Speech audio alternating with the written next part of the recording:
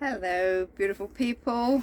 I just wanted to quickly make a video because I was having a really tough moment of it. I felt like I've been having a bit of an existential crisis lately, wondering what I'm supposed to do and where I'm supposed to go and whether or not I'm supposed to achieve something or create or succeed at something. Like, it's hard for me just to focus 100% on self-care, even though that's what my doctors tell me I'm supposed to be doing, and that's why I got put on disability. It was like, stop being so go, go, go. You really need to start, looking after yourself a bit better. And, that's pretty much become my full-time job, is just nurturing myself and being okay, being in a bit of stillness. And, my desire to create things obviously is why I'm doing YouTube videos still. It's, very much part of my nature. It's very hard for me not to feel like I'm supposed to be contributing or working or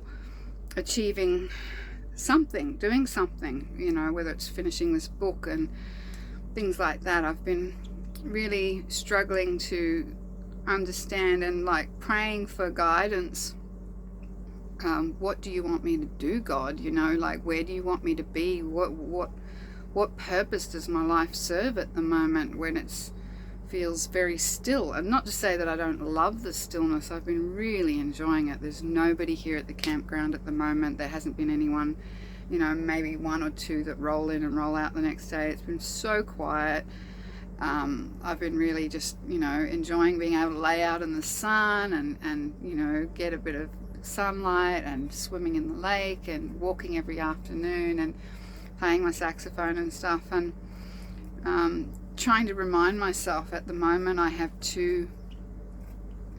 my two little mantras, I guess you'd call them, that I'm really focusing on at the moment. And I mean, I have been for a while, but I need to remind myself all the time. And one is, remember to breathe, and practice my Wim Hof breathing and do the cold showers and things like that. Remembering to breathe, and also, more importantly, to be here now. That's the best advice I could give anyone, because you think about all the things that stress us and worry us. Everything that causes us stress and anxiety and worry is a thought process. It's either based in the past, all these terrible things happened to me and I can't get over it, or in the future, like, I'm scared and I don't know where I'm going to go and I don't know what I'm going to do, or what does my future hold, or is my health going to deteriorate even further, and those kind of things. They're the things you worry about. All worry is either in the past or in the future. Worry is not in the present moment. So to be here now in the present moment is really the only cure to anxiety, stress and worry and depression.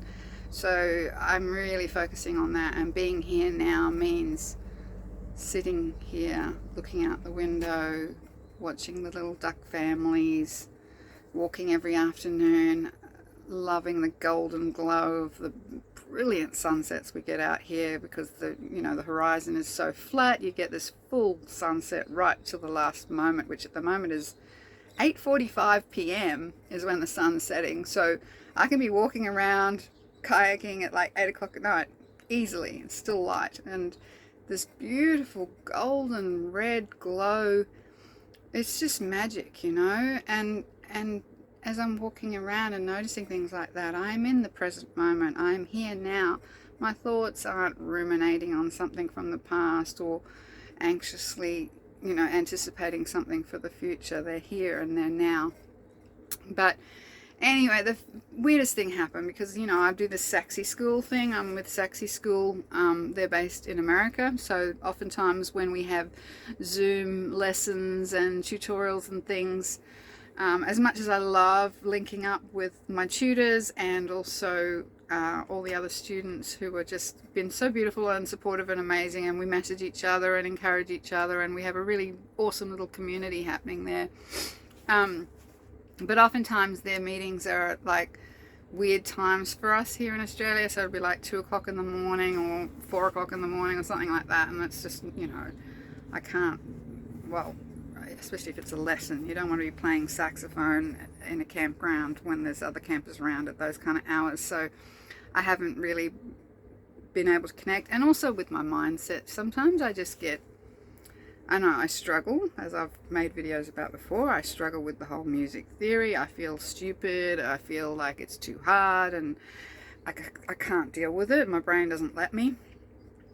But I've been trying lately with all this sort of solitude and not moving around, just sort of sitting still a little bit, gives me an opportunity to focus more on catching up with that and appreciating the community, because I've been really mindful of connecting with the right kind of people. Because it's not that I don't like people, it's that I don't like a lot of people, but there are some really amazing people in my life and in the world, and either through these videos on YouTube, like some of the messages that you guys have been sending me.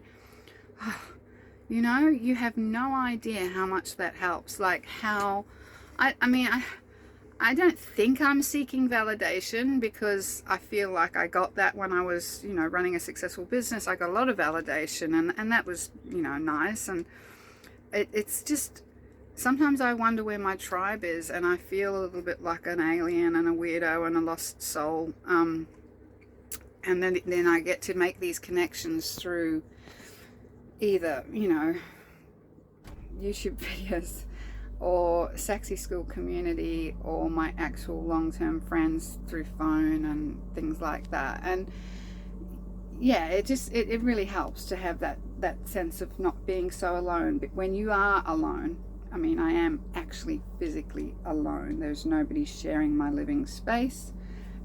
There's nobody who I know within hundreds and hundreds of kilometers. Like everybody, like my son is 300 kilometers away. My daughter's in Canada. My other friends are in Queensland. So yeah, there's definitely nobody around. I've got a couple of friends scattered around here, but you know, we don't really catch up or anything like that. So I'm essentially alone 99% of my time, and I'm okay with that. Like, I actually am totally fine with that. Keep very busy and have no problems hanging out with myself. I find myself way interesting. Actually, I think I find myself more interesting than most other people find me.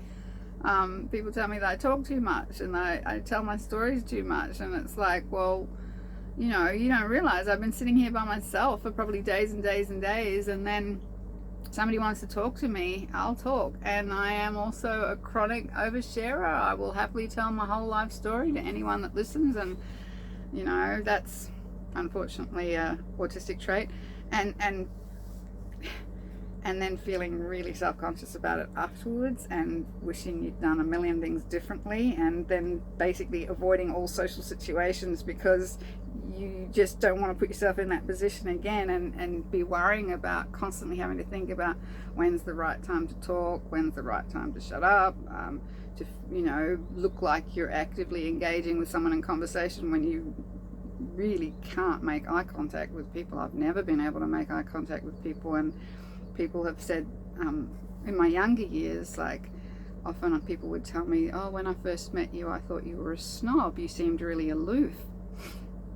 It's not that I'm aloof. It's just, you know, I tend to sort of sit back and observe a little bit, and work out how I'm supposed to be in that situation, like what is expected of me. Like, my brain never stops. I've realized this. Especially the last couple of days when it's been really quiet. Like, it is just constantly going about, you know, what is the right way to be and think and do, and how to be a normal human takes up a whole bunch of brain power for this little alien. A whole bunch of brain power. Yeah, I struggled with that big time. So anyway, so we had the Saxy School. It was our end of year, submit your Christmas holiday song. I recorded I'll Be Home for Christmas, which I've also posted because we had to post it on YouTube so that everyone could see it, all the other people in the Saxy School and our tutors. And then today we had the big Zoom meeting, and they had a meeting at a time which worked for me, 10 o'clock Australia time. I was like, yay, I can do this. I can be part of this group. So I got all dressed up, and in my, it's midsummer today, it's summer solstice. I dressed up all in my white pretty outfit, and I had white flowers in my hair, and I dressed Pixie Angel up as an angel with a little wings and a little crown on her head. And, you know, I've got my Christmas decorations. That's pretty much it. Thanks, Carolyn, my tiny caravan, for my beautiful Christmas bunting. I love it. She sent that to me, gosh, it's a few years ago now, but really appreciate that. And, you know, yeah, I was just excited because it's probably the only human contact I'm going to have for this whole Christmas. I'm going to be facing another Christmas alone. There's been many Christmases alone. Some of them have been really sad and you know, scary, but this one I'm okay with. But, you know, it's hard when you see everyone else organising family get-togethers and things like that, and I don't have any contact with my family members. Really into it either. So I was worried about that and looking forward to my Saxy school gathering, and then I got all set up, and I've got, like, look, I've even set up here the microphone stand, had the so I could put my tablet, you know, on there, do the Zoom call, all ready to go. And no internet out here today, like none. I think that it comes maybe a couple of seconds, you get like a little bit, like I noticed, like, you know, like if you send a message on Instagram or something like that, like you can see if it's actually online or not.